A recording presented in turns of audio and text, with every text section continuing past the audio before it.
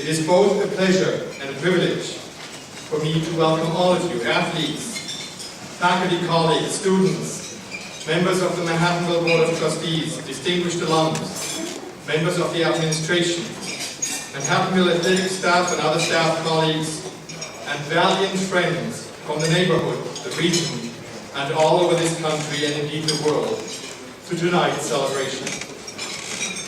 I extend my heartfelt congratulations to tonight's inductees: Bill Lahart, 81, Bob Lasbury, 96, Tammy McGurk, Comstock, 97, Judy Murphy, 45, and Anthony Persico, 93. How many of us know anyone who was in college and a three-sport athlete, actually 4, in the 1940s?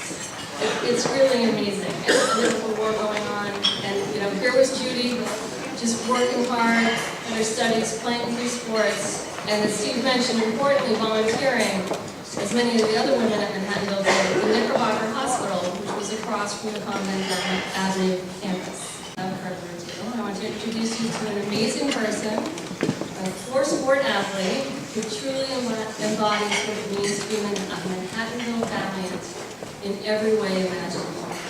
So please join me in congratulating Judy Murphy on her induction into the Hall of Fame, and also welcome her friend Terry, who will be putting on Judy's place. So I thought the hottest thing today, the office one day, was found the athletic thing, where you were doing the Navy.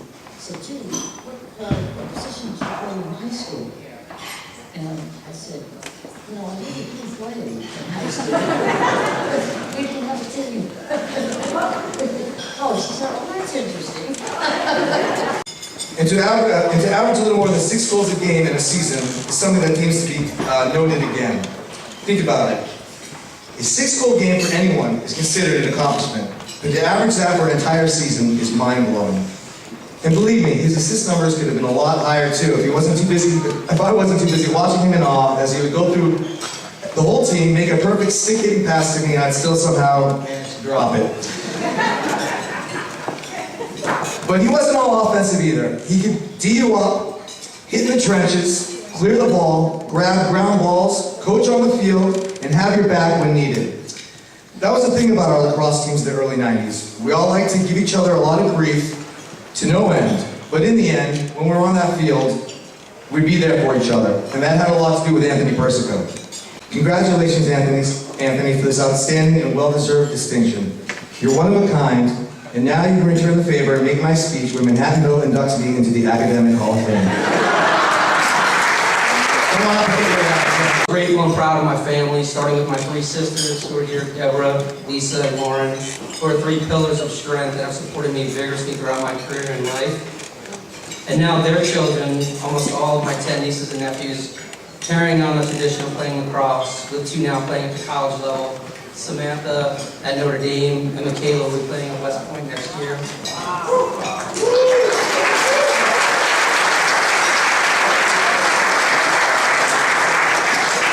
This lacrosse tradition would not have started if it wasn't for my parents, Anthony and Rosemary, who are here tonight celebrating their 50th anniversary.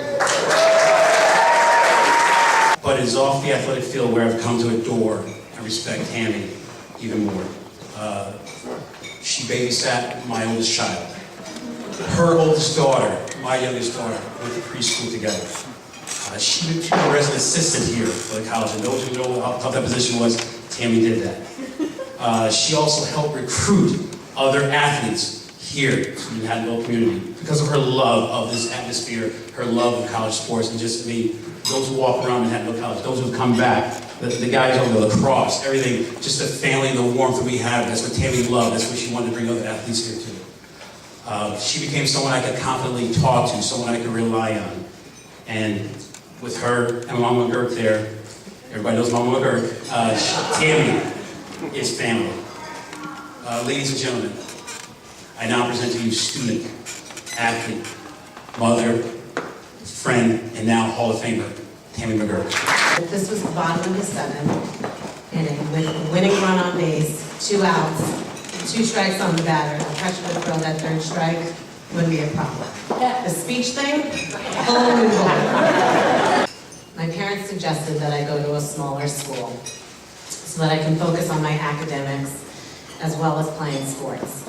I have to say it was one of the best decisions I have ever made. Thank you, Mom and Dad. Bob became a test question on my test.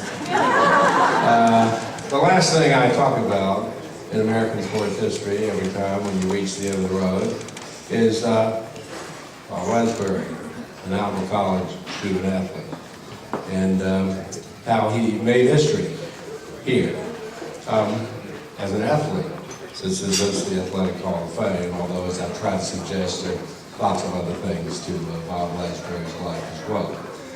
And now this year, and I'm teaching American sports history this semester again, I'm gonna have one extra thing to say.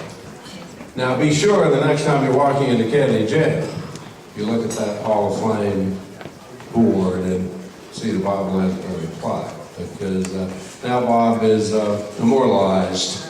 That's already there. There's just one more thing, Bob. We gotta give you a jacket, because you gave yours to your son. So get yourself up here, Bob.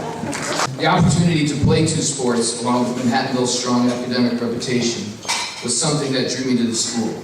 I spent my first few months as freshman year literally going from one sport to the next. First it would be fall baseball practice, and then off to immediately basketball conditioning. During the winter, I would sometimes leave at the end of basketball practice and head downstairs to the indoor cages, or I'd get a quick bullpen in before we started our basketball practice. This went on all 3 years. It was hard, but I consider myself truly blessed to have been able to do both sports. Bill Lahart says, well, you know, Billy, he's got a scholarship to Michigan and Ohio State for basketball. And, you know, the Mets want him to play AAA baseball.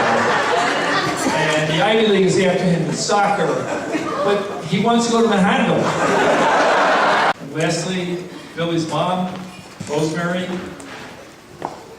Billy, she says, a precious gift from God that keeps on giving. And I think that sort of sums up Judy and Rosemary, what everybody feels, in spite of the fact he's a pain in the butt, that we all love you and welcome to the Manhattanville Hall of Fame. I personally thank you, each one of you,